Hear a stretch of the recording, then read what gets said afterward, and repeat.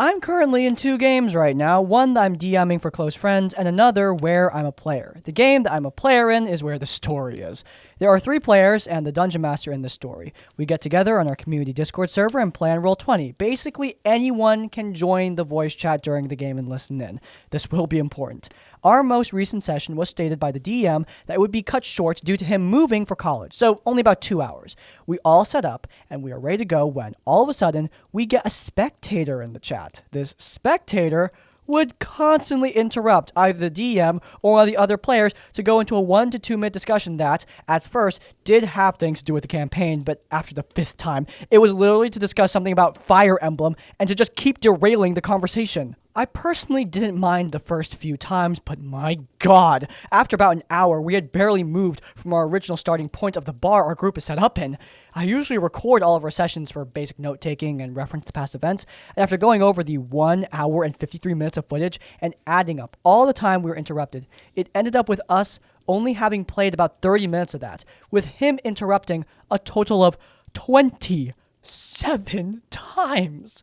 I really wanted to tell him that we were trying to play a game, but I really didn't want to be an a-hole or the works, nor did I have the heart to distance anyone who wanted to listen to us play the game.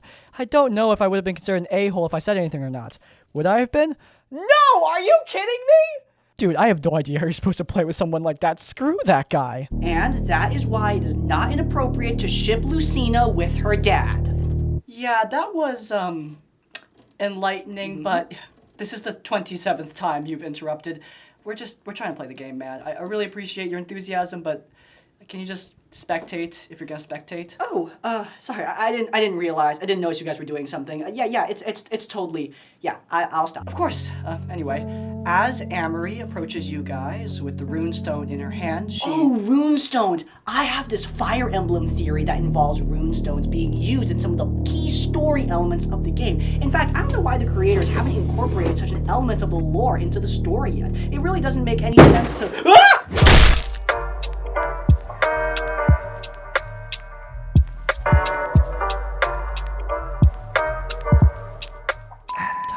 The only time I've got to prep these days is in the mornings, exclusively. This wouldn't be a problem if I had food to prep with. How am I gonna prep on a completely empty stomach?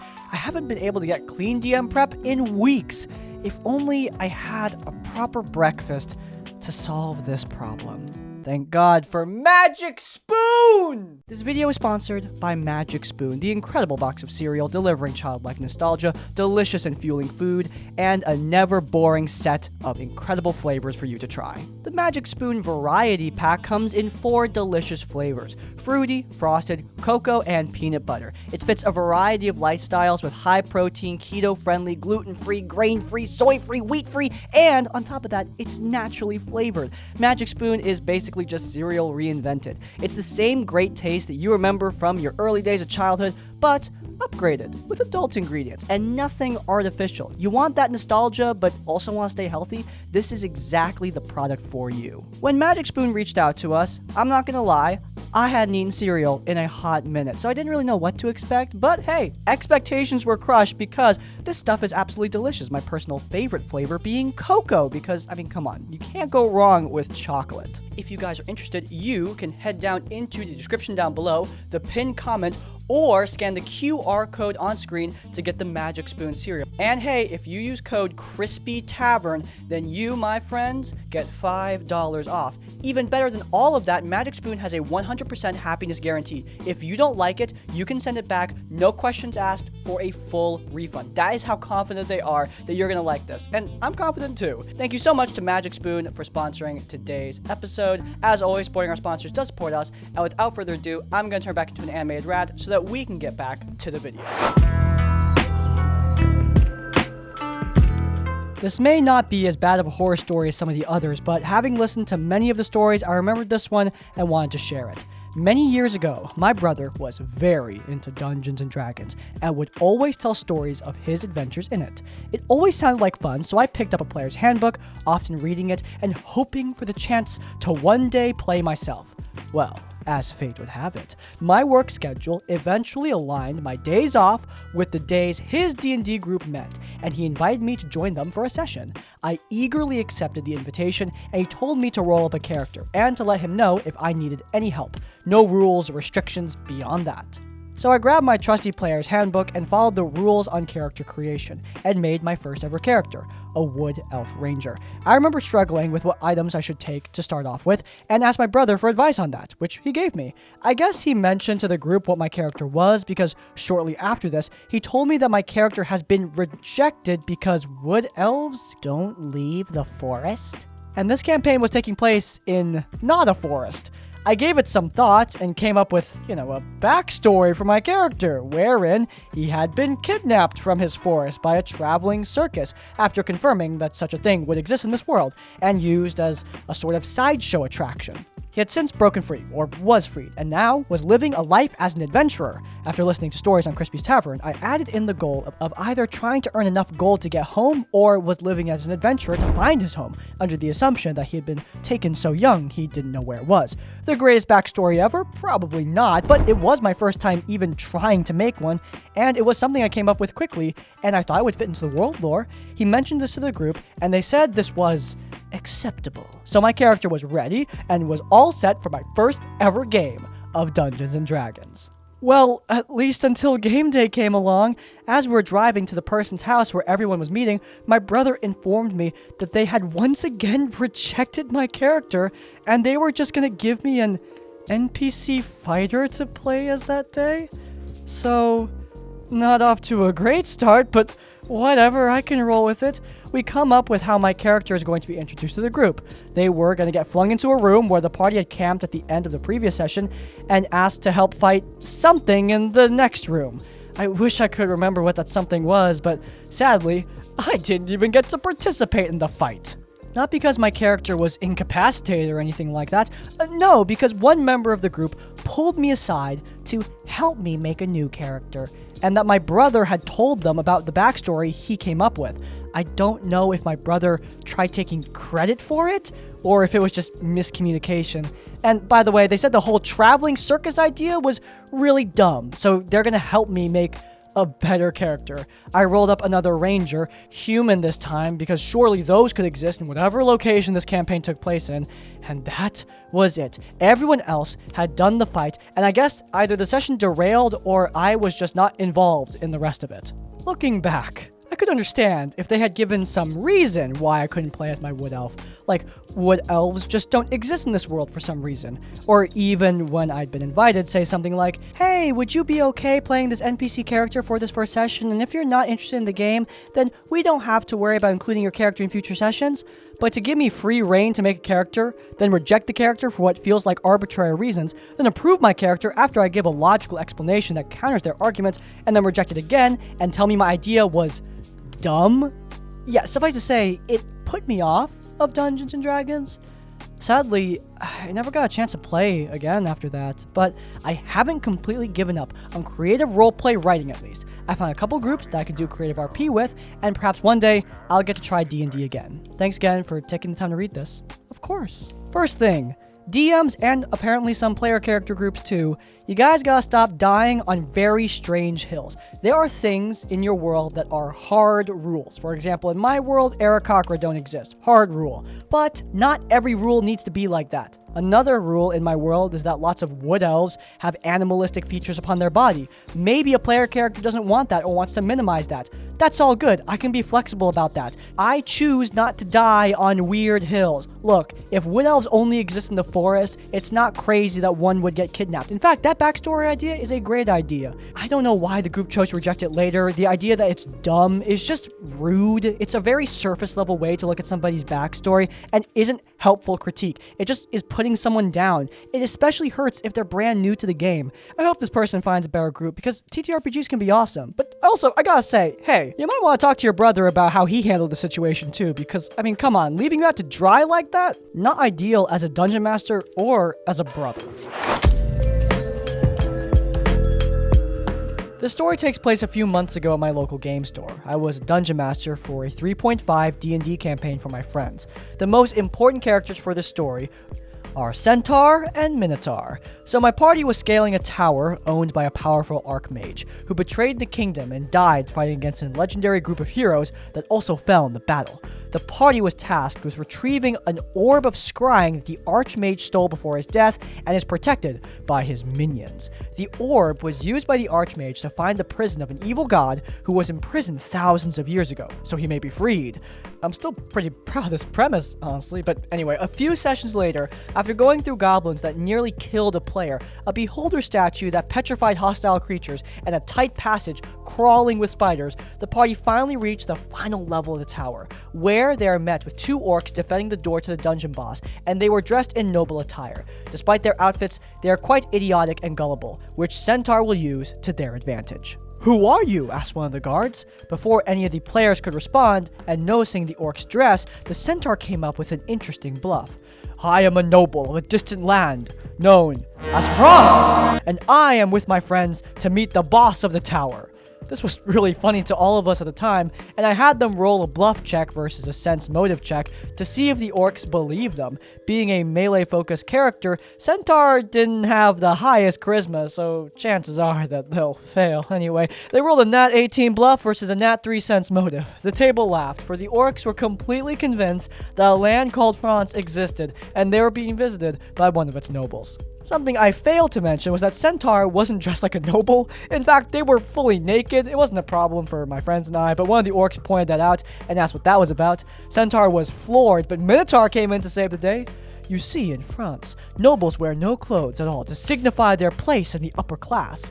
A clever lie to be sure, but I told them to make a bluff check. Just like Centaur, Minotaur was more focused on strength and charisma, so they have a low chance to actually fool the orcs. Nat 20. The table nearly died of laughter. These poor orcs were fully convinced that a place called France existed somewhere in the world and that nobility roam around naked. Apologizing, they let the party through, but Centaur wasn't done with this little France prank. The party came face to face with a wizard who followed the archmage's belief and would defend the orb with her life. Centaur told her they were a noble of France, just as they did with the orcs, but having a high intelligence, she was not convinced of the Baguette Land's existence. Centaur was deeply offended by that.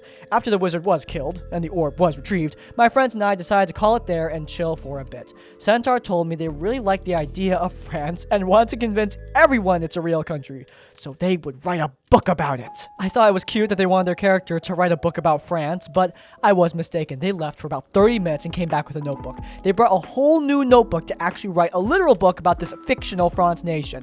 It would be a safe haven for monsters and fae who were oppressed in the campaign world, and it's said that's more advanced than any other kingdom in this world. They even incorporated the Eiffel Tower into it.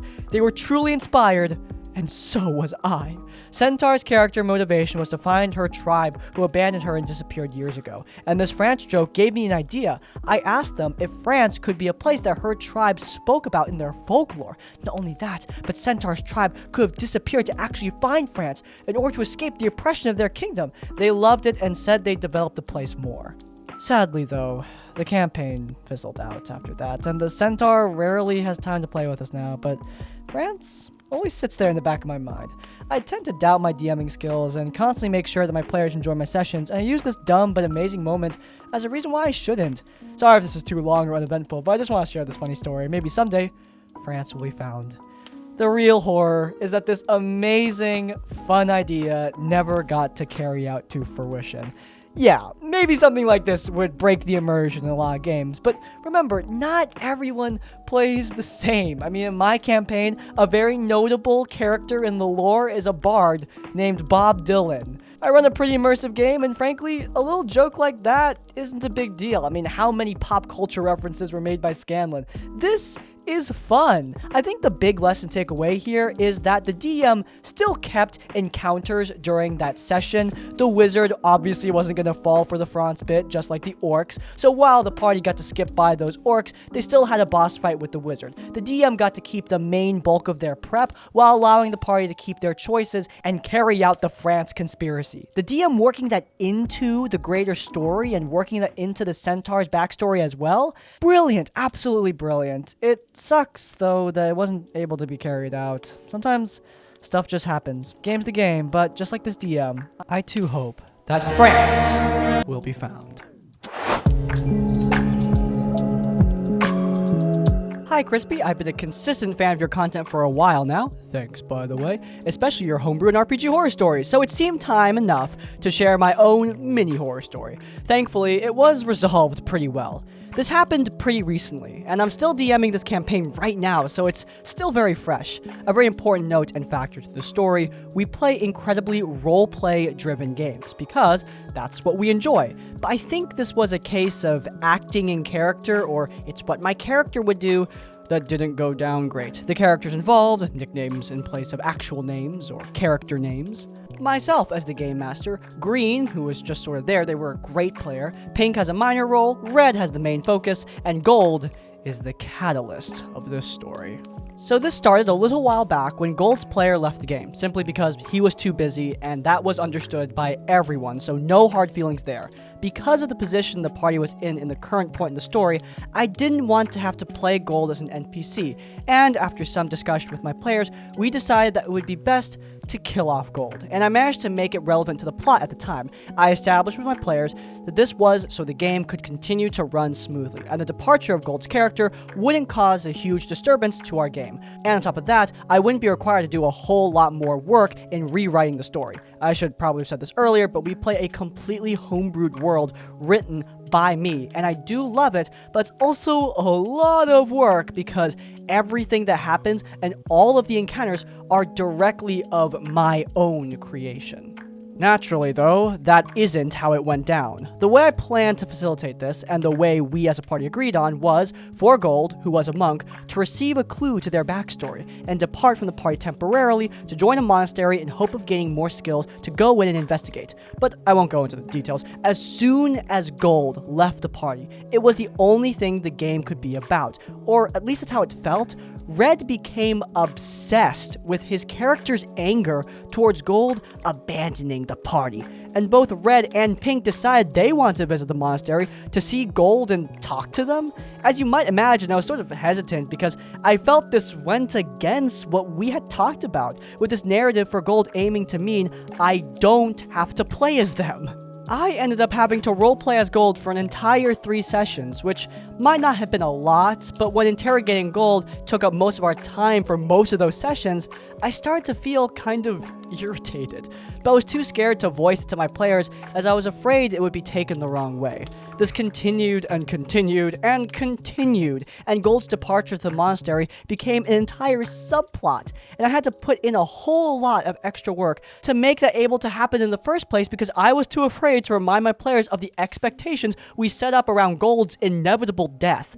I jokingly said in one session that I was just gonna keep Gold alive, but honestly at this point, the whole thing had me feeling very defeated because it didn't feel like the decisions we agreed on to avoid the extra work were actually avoiding, anything at all, and that it doesn't seem like anything would have changed if Gold hadn't left the party. I don't know if I'm being unreasonable here. I understand this isn't a huge issue or anything, but it did cause me a lot of stress and a bit of annoyance. Even outside of the game, the only thing the players wanted to talk about, in particular Red, in context of the campaign, was his character's annoyance towards Gold, and I'd make half-hearted jokes about his character being unreasonable, and he'd sort of just go, well, yeah, I know, but that's just like his character. And while Red's character is really fun to play with, in this specific scenario, the desire to act completely in character led to the disregard of pretty much everything we had established when Gold's player left. Last session, the party got a letter from the monastery telling them that Gold had died. Okay, I don't get it. Why do you need to off-screen Gold? Can't he just go off to the monastery and keep on living his life? I don't get why he has to die. It does not make any sense. Someone help me out here. I finally had the courage to voice my concerns to the players, asking them to please not take Gold's death as a plot hook, and voice some distress that their actions and decisions had caused me. I got apologies from everyone, and we agreed to better pay attention to boundaries we set up instead of thinking in context of the characters only, and I hope that this sort of thing won't happen again. This wasn't the first time Red especially has done things that bothered me in-game, like brutally killing people for an attempted robbery because it's just what his character would do in context of his backstory, in which his best friend / father figure was killed by a party of thieving bandits, and I don't know if it might be a good idea to have a one-on-one talk with him about some of his character's actions that might cause me discomfort, and that's not really super related to this story in particular. I guess this is a happy ending, but am I being unreasonable / an a-hole in this situation? Anyway, thanks for reading, and who knows, maybe there'll be an update at some point. Okay, let's make this one quick. Drumroll, please. Not the a-hole, or at least I don't think you're the a-hole. There's some things in the story that don't make a lot of sense to me. Like I said, I don't really know why Gold has to die, but the specific situation that we're talking about here is players hyper-focusing on something that doesn't really matter, and on top of that, isn't really enjoyable for the Dungeon Master. Look, there are some times where players are gonna hyper-focus, and you know what? That's okay. I mean, classic example, Critical Role, The Mighty Nine, and The Chair. Yes. It's a chair. However, in this case, the players are forcing the DM to do something they explicitly don't want to do, and that's another thing.